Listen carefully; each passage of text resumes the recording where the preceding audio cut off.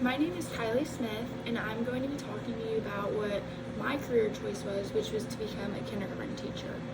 I was very hesitant when it came to picking my major as a senior in high school. I was going to do kinesiology, but then I took anatomy, and I was not a huge fan, which my backup plan was to become a teacher. I always have enjoyed teaching, so I decided to major in early education.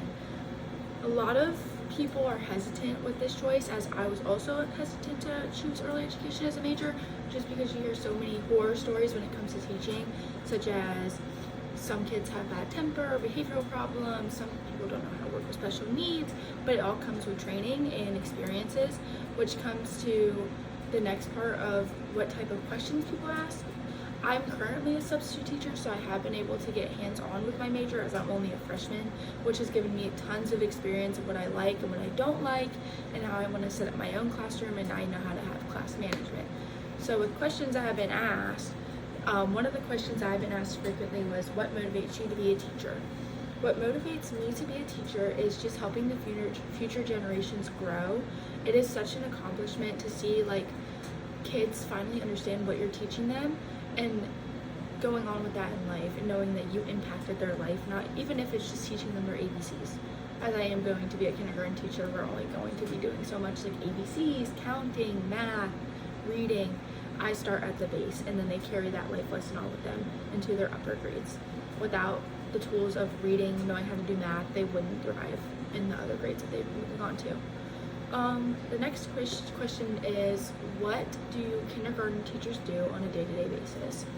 I've had the privilege of being able to sub in kindergarten a lot recently. I actually just subbed for my kindergarten teachers kindergarten class, and I learned that they have a set routine. If you lose your set routine with kindergarten, it will mess up their whole day. So what I have learned is that they come in, they eat their breakfast, they come to centers, they do centers, then we'll do whole group. Whole group is where you do something called Haggerty. Haggerty is where you're putting two words together, such as the end word and the first word. You mash it together to make one word. This is helping students thrive and learn how to say bigger words, which might not seem big to us, but for a 6-year-old, some of these words are big, and it's good to know. After Haggerty, they normally go to lunch, recess, then they come back, they'll do small group.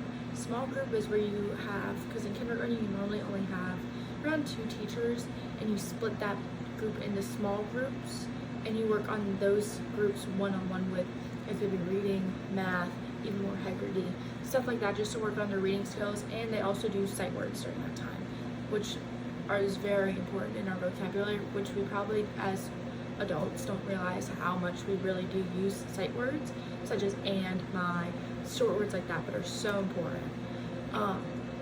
The next question is, what kind of education and training do you need to become a kindergarten teacher? So for starters, you have to have a bachelor's degree.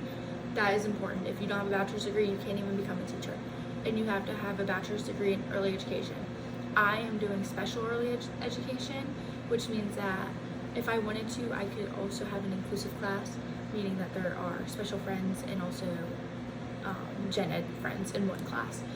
I decided to do this major so I know how to handle special friends, because you need a certain type of training and knowledge to work with friends like that.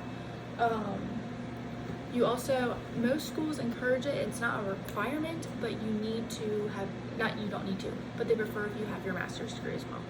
You also have to do student teaching. In the state of Maryland, you have to have at least, I believe, 15 weeks of student teaching where you are an IA or just assistants to a teacher, and that teacher is your mentor, and you are learning how to do class management, how to do everyday things that you would do in your classroom, so that you know what to do when it comes time for your classroom and how to get in a set routine right away. It also allows your mentor to tell you what they believe that you need to work on, which is so important. Feedback and criticism is so important during that time, because you are new and you don't know everything. The positive traits so far that I have heard from other teachers, as well as just observing myself, is that there's a personal fulfillment. As a sub, I don't see these kids every day, and I see different kids every day, but getting to teach them and helping them with their work is a personal fulfillment for mine, because I can tell, I can see it click, and it's just helping the future generation, and I feel like I'm giving back to my community as well. Another positive trait is a positive impact on students' lives. This is so important. You never know what a child is going through at home, and for all you know, they could remember you for the rest of their lives, even if they're in kindergarten.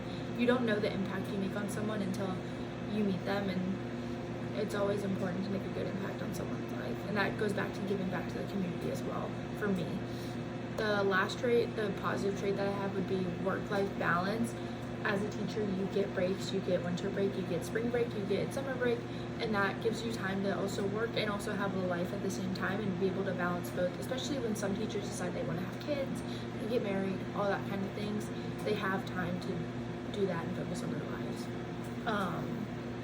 Benefits to coming with a teacher, I would say, is good health insurance, because most teachers are put into a pension, and the pension allows great health insurance, like very good health insurance.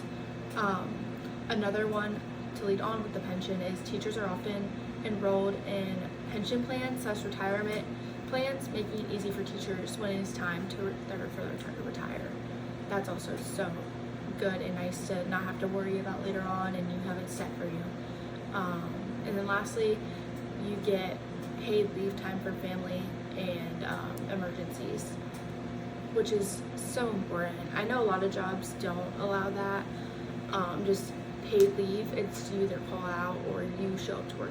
It's one or the other. You don't get it in between. So getting paid leave is great, especially if it's a family emergency or something like that. It's so important. But yes, that was my career choice, and I'm so happy so far with what I have been doing. It truly makes my heart happy to be an early education major, and I'm so eager and excited to keep learning and get my own classroom someday as a kindergarten teacher. Bye guys.